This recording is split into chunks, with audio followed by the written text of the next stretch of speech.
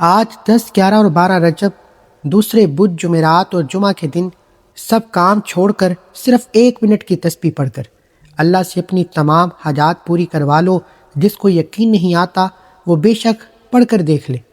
بسم اللہ الرحمن الرحیم۔ آج رجب کی 10، 11 اور 12 تاریخ بدھ، جمعرات اور جمعہ کے دن رزق اور دولت کا ایک ایسا آزمودہ، ایک ایسا طاقتور وظیفہ لے کر آپ کی خدمت میں حاضر ہوا ہوں۔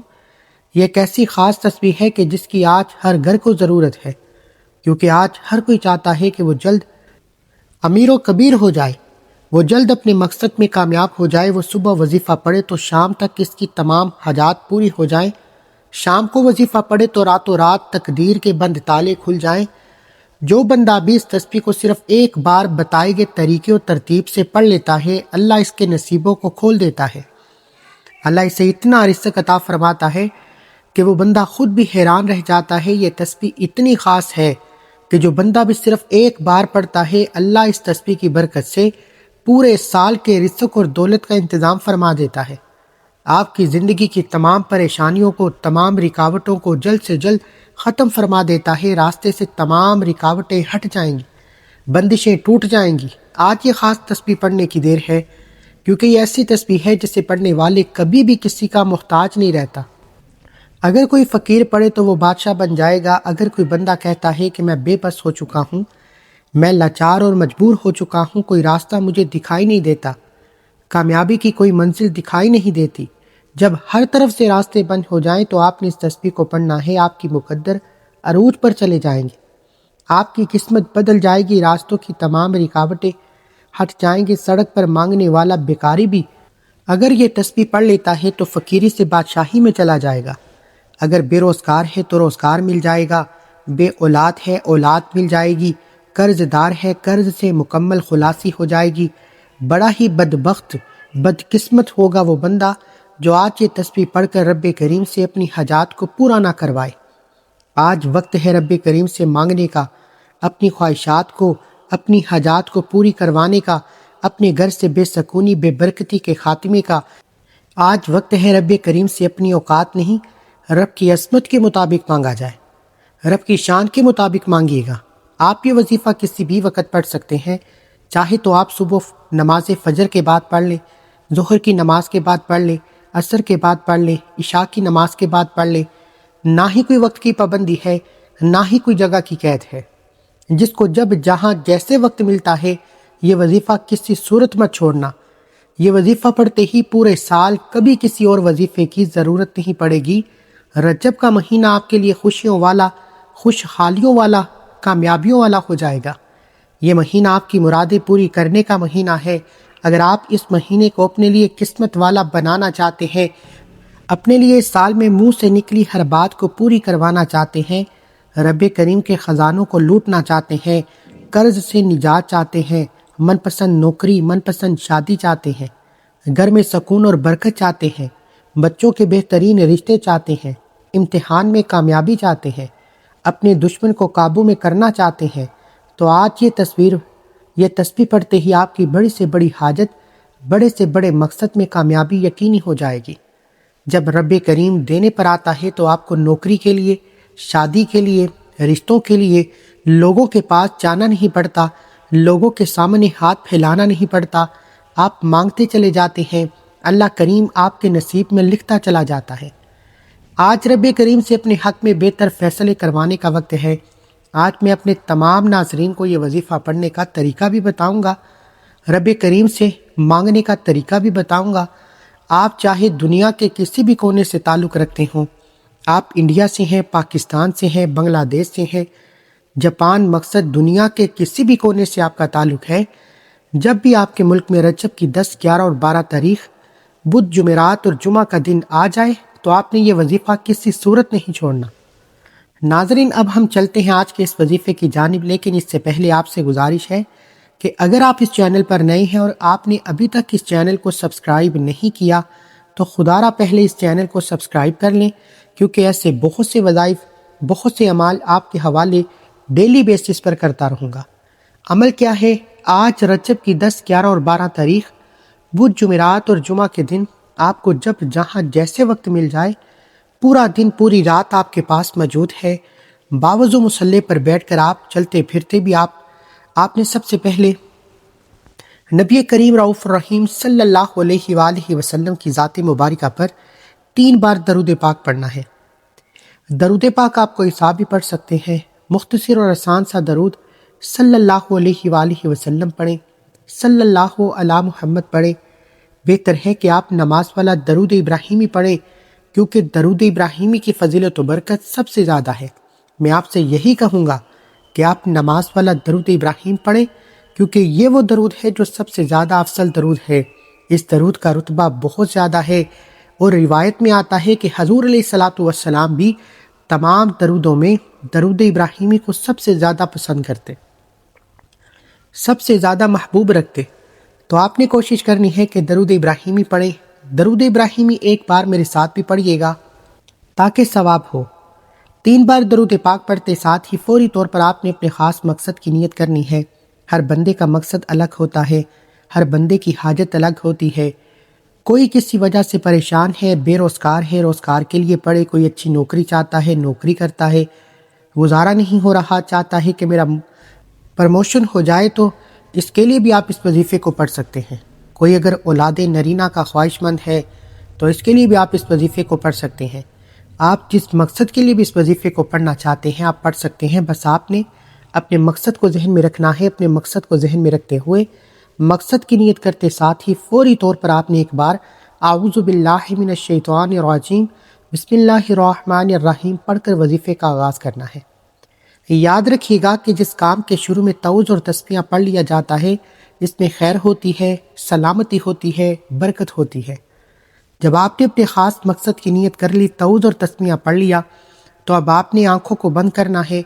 آنکھوں کو بند کر کے یوں محسوس کیجئے گا کہ دنیا جہاں سے آپ کا تعلق ختم۔ یوں محسوس کیجئے کہ آپ اس وظیفے کو روزہ رسول کی جالیوں کے قریب بیٹھ کر کر رہے ہیں۔ سب سے پہلے نمبر پر آپ نے جو وظیفہ پڑھنا ہے، وہ وظیفہ اللہ رب العزت کے 2 صفاتی ناموں کا وظیفہ ہے۔ اور وہ 2 صفاتی نام کون سے ہیں؟ وہ 2 نام یا فتاح یا کریم ہے۔ ان دونوں کو آپ نے ملا کر پڑھنا ہے۔ اگر ان دونوں کو آپ ملا کر پڑھیں گے تو 1 بار شمار ہوگا۔ یا کریم پڑھ کر اللہ سے سفارش کریں گے کہ اے کرم کرنے والی ذات، مجھ عاجز پر بھی اپنی نظر کرم فرما۔ آپ نے یا فتاح یا کریم پڑھتے دوران اللہ کے حبیب سے سفارش کروانی ہے۔ اللہ سے دعا کریں کہ اللہ سے اپنے مقصد کے لیے سفارش کریں، آپ کی حاجات پوری ہو جائیں گی۔ اللہ کے حبیب کی سفارش کبھی بھی نامنظور نہیں ہوتی۔ اللہ نے جس حبیب کے لیے یہ دنیا اور آخرت بنائی، جب اللہ کا حبیب اللہ سے فرمائے گا کہ اس بندے کی حاجت پوری فرما، اس کو ہر مقصد میں کامیابی عطا فرما، تو کیا اللہ آپ کی حاجتوں کو پورا نہیں کرے گا؟ کیا آپ کو روزگار نہیں ملے گا، نوکری نہیں ملے گی، من پسند شادی نہیں ہوگی؟ آپ کو رب کریم سے آج تک مانگنا ہی نہیں آیا، ہمیں مانگنا ہی نہیں آتا۔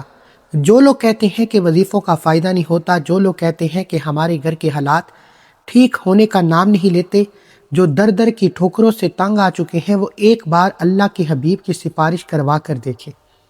آپ نے یا فتاح یا کریم کو کیسے پڑھنا ہے، کتنی بار پڑھنا ہے، توجہ کیجیے گا۔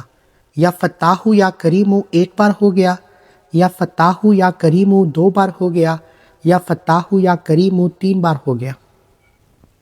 اس طرح سے آپ یا فتاح یا کریم کو ہاتھوں کی انگلیوں پر پڑھ لیں یا تسبیح کے دانوں پر پڑھ لیں۔ آپ نے صرف 11 بار پڑھنا ہے۔ آپ کی ہر حاجت پوری ہو جائے گی، آپ کے بگڑے کام سنور جائیں گے، آپ کے گھر میں برکتیں لوٹ آئیں گی۔ جب آپ پہلے نمبر پر 11 بار یا فتاح یا کریم کو پڑھ لیں، اس کے بعد آپ نے دوسرے نمبر پر کون سا وظیفہ پڑھنا ہے؟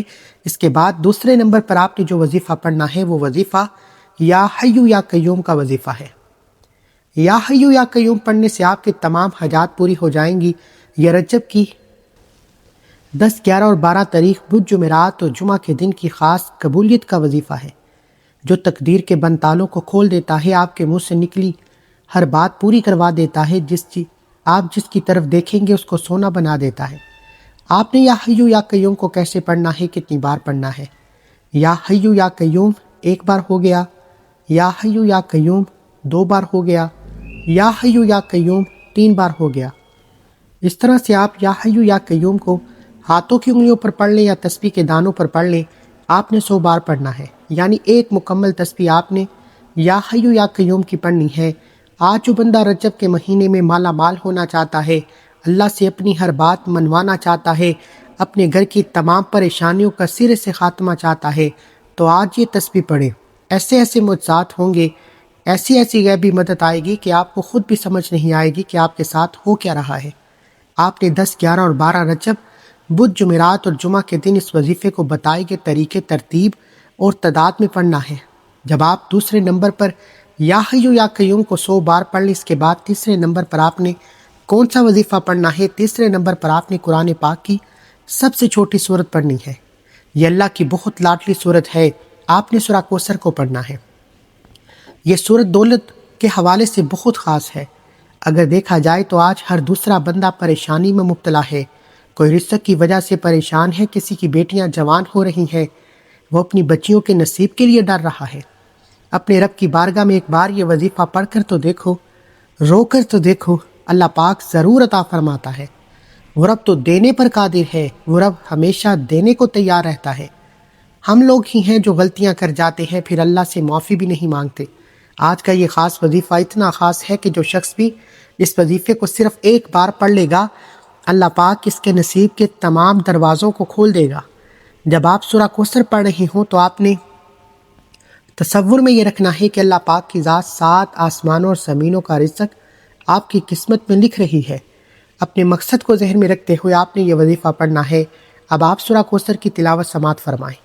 اعوذ باللہ من الشیطان الرجیم، بسم اللہ الرحمن الرحیم۔ سورہ کوثر کو آپ نے ہاتھوں کی انگلیوں پر پڑھ لیں، آپ تسبیح کے دانوں پر پڑھیں۔ آپ نے صرف 129 بار پڑھنی ہے۔ یہ ایسے قرآنی صورت ہے کہ جسے پڑھتے ساتھ ہی ہر حاجت پوری ہو جاتی ہے، جسے پڑھتے ساتھ ہی رزق کے دروازے کھل جاتے ہیں، اللہ خزانوں کے منہ کھول دیتا ہے۔ پہلے نمبر پر آپ نے 11 بار یا فتاح یا کریم کو پڑھنا ہے۔ دوسرے نمبر پر آپ نے 100 بار یا حیو یا قیوم کو پڑھنا ہے۔ تیسرے نمبر پر آپ نے 129 بار سورہ کوثر پڑھنی ہے۔ جب آپ یہ تینوں اعمال بتائے گئے طریقے و ترتیب سے پڑھ لیں تو اس کے بعد پھر 3 بار درود پاک لازمی پڑھیے گا جو آپ نے عمل کے شروع میں پڑھا تھا۔ یہ آپ کا وظیفہ مکمل ہو چکا۔ اب آپ نے آخر میں جو دعا مانگنی ہے وہ دعا صحیح طریقے سے مانگنی ہے۔ آپ دعا مانگنے کے اندر جلد بازی کر جاتے ہیں، جلد بازی کرنے کا نقصان ہمیں ہی ملتا ہے۔ کوشش کریں کہ جلد بازی نہ کریں۔ دعا کا جو طریقہ میں بتانے لگا ہوں اسی طریقے سے دعا کریں۔ آپ کی دعا اس طریقے سے کرنی ہے کہ اے میرے مولا، میرے ان تمام گناہوں کو معاف فرما دے جو میری دعاؤں کی قبولیت کے درمیان آ جاتے ہیں۔ اے میرے مولا، میرے تمام ان گناہوں کو معاف فرما دے جس کی وجہ سے نماز نہیں پڑھ پاتا۔ اس طریقے سے دعا کریں گویا اللہ پاک آپ سے بات کر رہے ہیں، پھر آپ اللہ پاک کو دعا دے رہے ہیں۔ دعا ہمیشہ لمبی کیا کریں۔ اپنے تمام دکھ، درد، تکالیف، پریشانی اپنے رب کو بتا دیں۔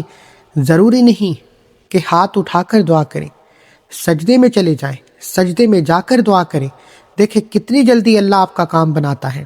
وہ رب تو دینے کو تیار بیٹھا ہے۔ وہ رب تو چاہتا ہے کہ اے انسان میرے گھر میں آ کر عبادت کر، توبہ استغفار کر، پھر تو جو مانگے گا تجھے دوں گا۔ لیکن شرط یہ ہے کہ میرے پاس آنا پڑے گا، مجھے منانا پڑے گا، تو جو مانگے گا تجھے عطا کروں گا۔ دعا ہے کہ رب کعبہ میرا سنانا، آپ کا سننا اپنی پاک بارگاہ الہی میں قبول و منظور فرمائے، جو مانگا مقدر فرمائے، جو نہیں مانگ سکے بن مانگے عطا فرمائے۔ آمین۔ ناظرین، اپنے رزق میں برکت، وسعت اور کشادگی کے لیے اللہ کے 99 ناموں میں سے کوئی ایک نام کومنٹ سیکشن میں ضرور لکھیں۔ اللہ تعالی ہم سب کا حامی ناصر ہو۔ السلام علیکم ورحمۃ اللہ وبرکاتہ۔ اس عمل کی اجازت کے لیے ایک بار کومنٹ سیکشن میں اپنا پورا نام لازمی لکھیں۔